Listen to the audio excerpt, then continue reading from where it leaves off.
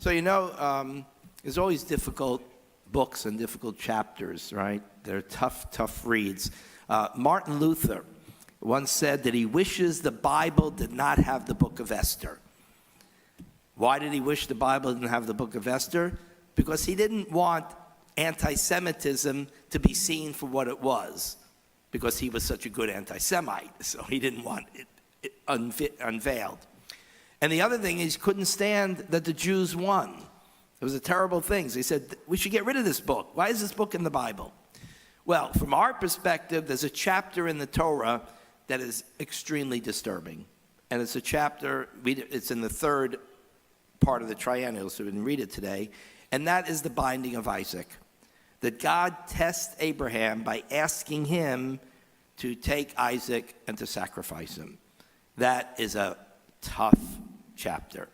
What kind of test is that? What kind of cruelty is that? It's the end of Abraham's life. He's been waiting for this child, him and Sarah. Finally gets him, and boom, take him up to this mountain and offer him as a sacrifice.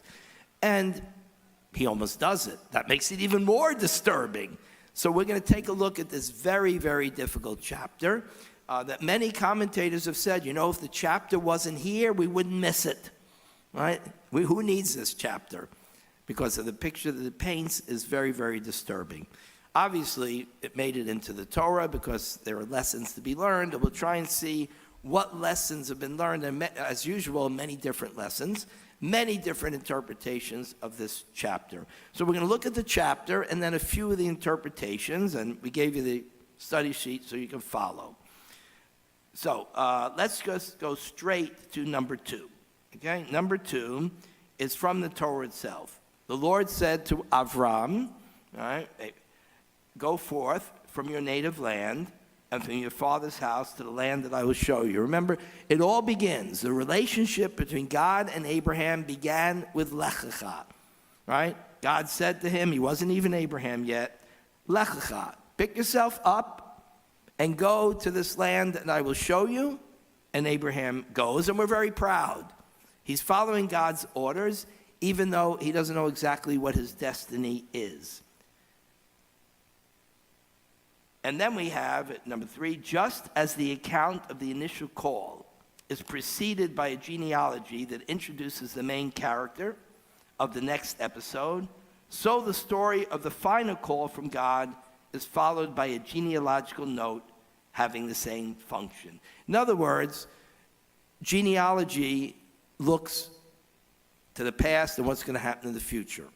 So, before Abraham picks himself up and leaves on his mission, there's genealogy. Right after Abraham almost sacrifices Isaac, we have genealogy.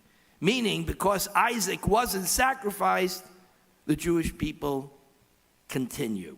So each one is bracketed by a genealogy, in other words, a promise of future. Right? What better promise? Rivka's born, Isaac is saved, as we mentioned, and in the next Torah reading, they'll get married and the Jewish people continue. So what they're doing is the Torah is setting up near disaster in which we think it's the end of the Jewish people, because what happens if Isaac is gone? Yishmael, the other son, has no interest. He's out of the picture. It's the end of the Jewish people. So there's the tension of the fear of the end, but the hope with the genealogy. So that's how the Torah sets it up.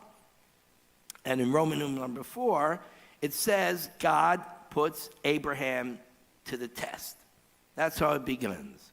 This information is imparted to the reader, not divulged to Abraham. Abraham doesn't know it's a test. If Abraham knows it's a test, then what kind of test is it, right? He says, okay, God's playing a game here. I'll follow what God says, and then in the end, he won't do it. Everything will come out okay. If Abraham knows that everything's going to come out okay, it's not a real test. He has to believe that this is a command from God. Abraham does not. We know it's a test. Why does the Torah tell us it's a test? It knows it's such a horrible request that it says to the reader, don't panic. It's okay. I'll tell you, it will end up okay. Don't worry. Just follow the story. It's very interesting. And see what happens with Abraham and God. But don't worry. This is not really going to happen. It's to prevent us from going into a panic, because we'll be horrified by this request. In order to remove any possible misunderstanding that God requires human sacrifice as such, it says to the reader from the very beginning, don't worry, God doesn't want human sacrifice. That's a given. Now let's see how the story plays out. But don't worry, there's no human. Now we understand in the ancient world, there was human sacrifice. Was it common? No, it wasn't common, but it existed. It existed in every culture in the ancient Near East, sometimes on a more regular basis, but most of the time when the community was really in a panic, a severe drought, an attack by an enemy. They thought the end was coming, so they took this desperate act of trying to convince the gods to save them by saying, here, we sacrificed you our most precious children. In return, you'll save us. We don't have that in Jewish tradition. We were the only culture that rejected 100% the idea of human sacrifice. The second was Babylonia. They got rid of it. The Canaanites continued it till there were no more Canaanites, and the Egyptians did it in emergencies. But the Jews never did it. Okay, so, therefore, the purely probative nature of the divine request is emphasized. As a result, the focus of tension shifts from Isaac to Abraham. We're not worried about Isaac because we know it's going to be okay. We know it. Abraham and Isaac don't know it. So now it shifts to Abraham. What is he going to do? The reader knows that the son will not be slaughtered. But is the father's faith in God of such transcendent quality as to overcome the natural love for his heir, and full consciousness that obedience to God's cruel request would mean the end of all his hopes and dreams, the nullification of the promises he had so often heard from the mouth of that self-same God?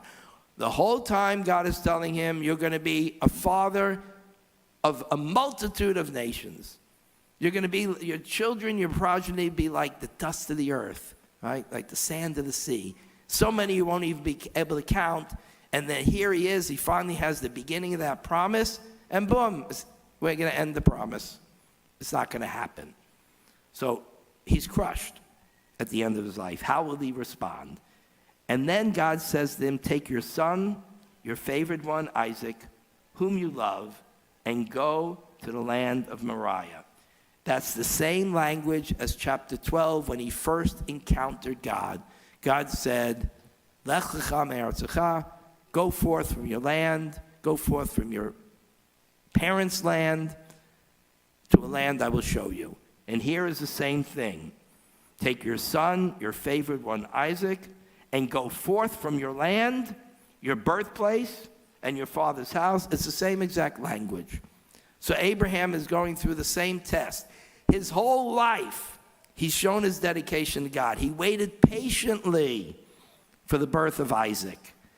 He gave up Ishmael because God said, don't worry, you'll have Isaac. Isaac will be your heir. He's the one who cares. He's the one who will carry on the tradition.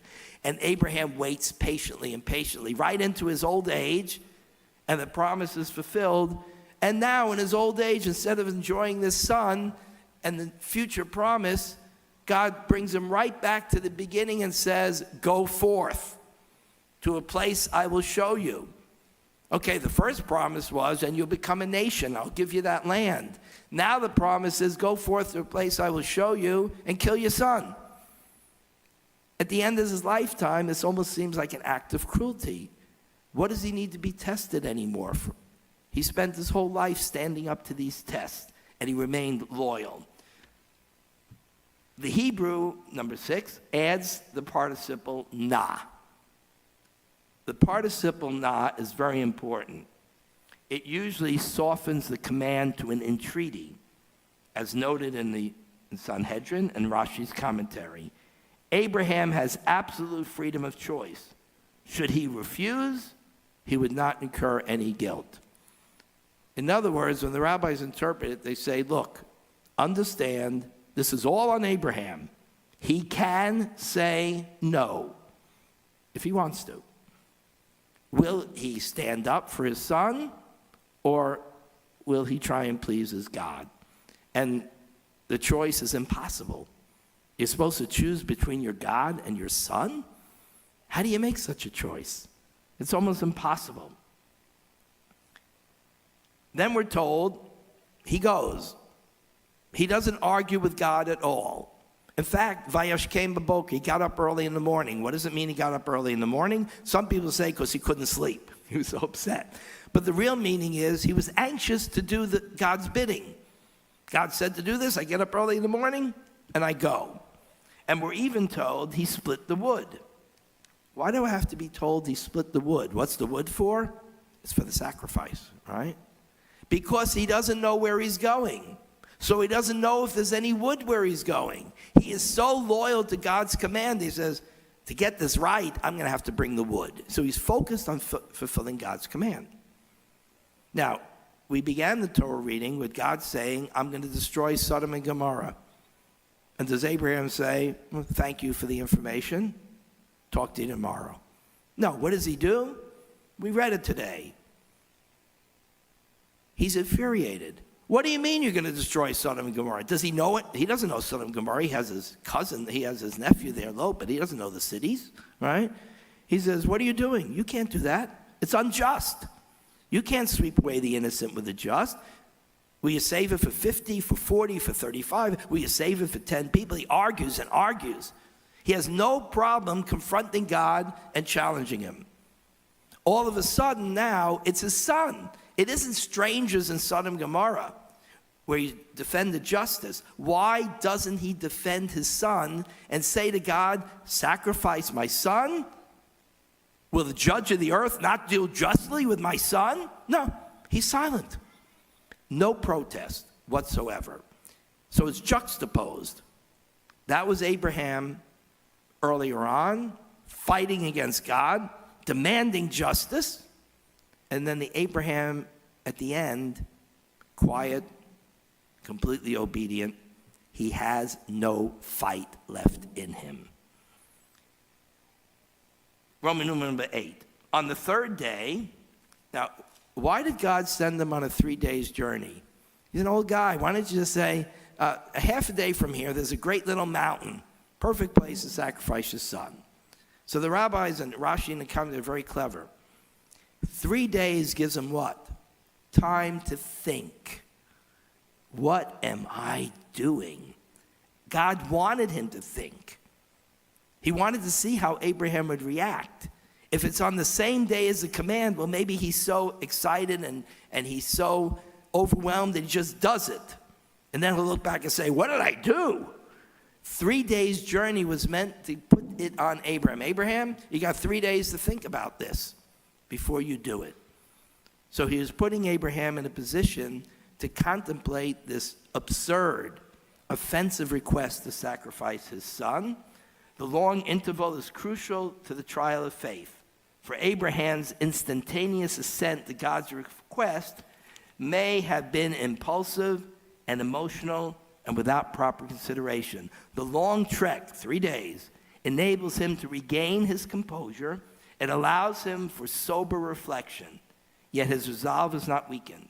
His decision to obey God is thus seen to be an undoubting act of free will.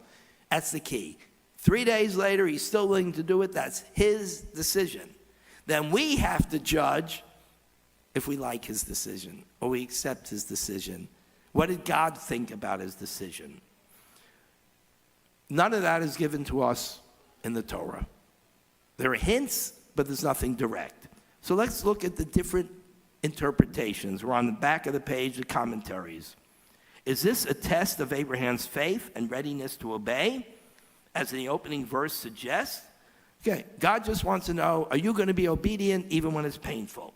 That's one interpretation. In that case, he's obedient and he passes the test. Flying colors, that's one interpretation. Number two, is it a protest against the widely observed ancient practice of sacrificing firstborn children as the firstborn of the flocks was sacrificed? Maybe the chapter is there to teach Abraham and us, we don't do as the pagans do.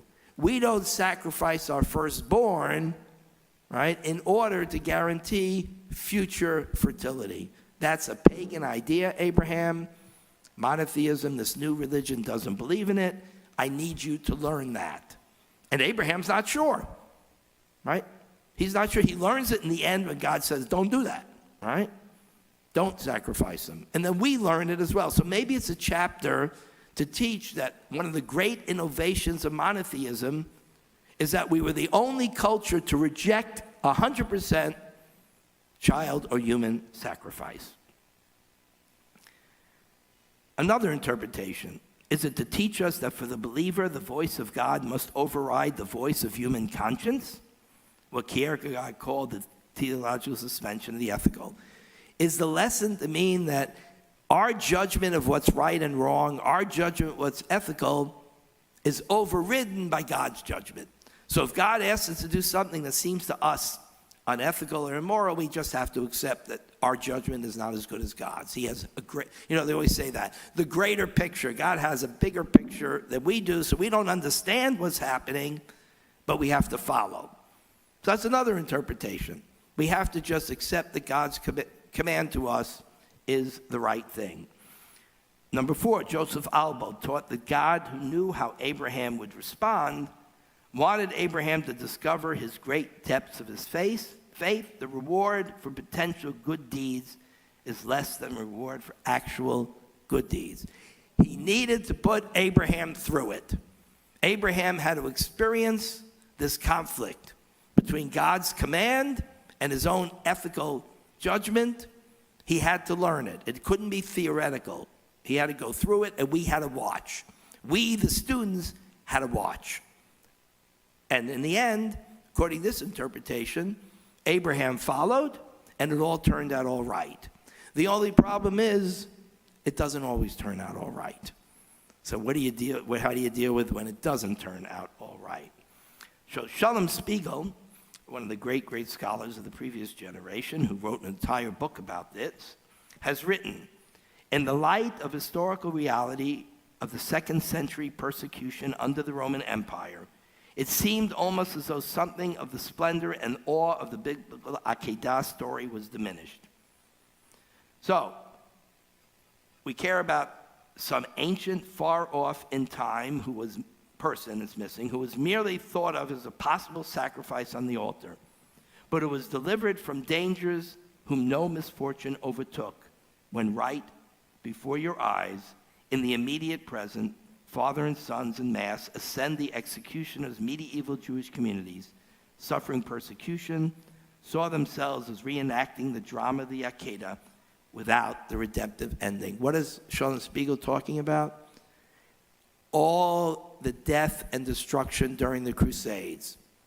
You're watching death and destruction. You're watching parents sacrificing their children rather than converting them. And they read this story and say, wait a second, God jumped in and saved Isaac. He didn't save my children. And that repeated on October 7th. He didn't jump in and save the children. So the story is a problem. He jumped in and saved Isaac, but for centuries, children haven't been saved. It's a crisis of faith that this chapter presents. And Shalom Spiegel, actually, in his book, he points out that many people came to believe that Isaac did die and then came back to life. Why? Because they lost their children and they could only have hope. Okay, they died like Isaac, but they'll come back to us. It wasn't rational, but what parent is rational when they lose a kid? No one's rational, right? So there was an entire belief that Isaac, in fact, was sacrificed and brought back. And they were hoping that would happen to their children who were sacrificed on the altar of saving Judaism. Story of Hannah and her 7 sons in Hanukkah. She sacrificed her sons to preserve Judaism. And they died. No angel came down and saved them. So it's a story of crisis because it contradicts most of Jewish history. And therefore, the last interpretation. Go to number 7. Forget it, Isaac. Let's go home. That was the ending of a poem poem written by my teacher, Danny Siegel, and he said, the better story would have been for Abraham to look at God and say, nah, I'm not doing this. Forget it, Isaac. Let's go home. Now, is that a crazy interpretation? Actually, it's not. And for those who don't like the story and want a better interpretation, here it is. At the end of this story, it begins with God speaks to Abraham. He tells him what to do. And then again, God speaks to Abraham in the middle of the story. And then at the end, when Abraham lifts a knife to his son's throat, it's a horrible, you don't want to make a movie out of this, right? He lifts a knife to his son's throat, and who tells him to stop? Not Hashem, Malach Hashem. God sends an angel, a messenger, to tell him, don't do it, right? Don't do it. And then at the end of the story, we continue, Abraham and God never speak again, ever. The relationship is over, and what is the next chapter? Who takes over for Abraham? Isaac. In other words, at the end of this chapter, God and Abraham no longer have a relationship, and Abraham is done as leader of the Jewish people. Isaac takes over. What that suggests is not that he failed the test, but he was no longer the Abraham who stood up to God and said, will the judge of the earth not deal justly? Will you sweep away the innocent with the guilty? That was the Abraham of old.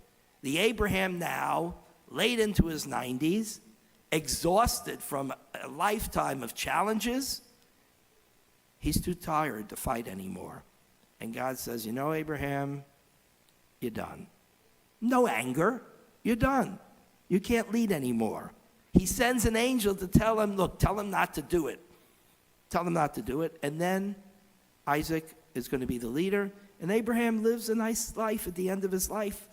His latter years, he even has more children, by the way. But he has no connection to God anymore. He's no longer the leader of the Jewish people. So maybe, and many commentators say this, he flunked the test. He passed the test of Sodom and Gomorrah when he challenged God. At the end of life, he had no challenge in him anymore. And God said, time, retire, pass it on to Isaac, live your latter years. I'm now in with Isaac because I have to take care of the future of your family. It'll be okay. Don't worry, Abraham. So the last interpretation, which I like the best, is that, in fact, he flunked the test. He should have said to God, you're going to sweep away my innocent child? I won't do it. I refuse. Because the judge of the earth, all the earth cannot do injustice. And God says, okay, you once knew that lesson, you don't know it anymore. I need new leadership. And if you remember what happens to Moses, what happens when he fails the test of speaking to the rock, he hits the rock because he's impatient. He screams at the Jewish people. And what does God say? Okay, you're done. Go anoint Joshua. He's taking over. You're going to die in your old age, but you're not going to enter the land of Israel. We're moving on. You fulfilled your mission, Moses. You can't do it anymore. Time to step down. Joshua will take over. Thank you for being the great prophet you were, but you can't do it anymore. It might be the same story in which we learn that at a certain point, we lose that strength, and at a certain point, we move on, and the new leadership comes through, a young leadership with strength, with determination, with conviction, who remembers the story of Sodom and Gomorrah and rejects the story of the binding of Isaac. Shabbat Shalom.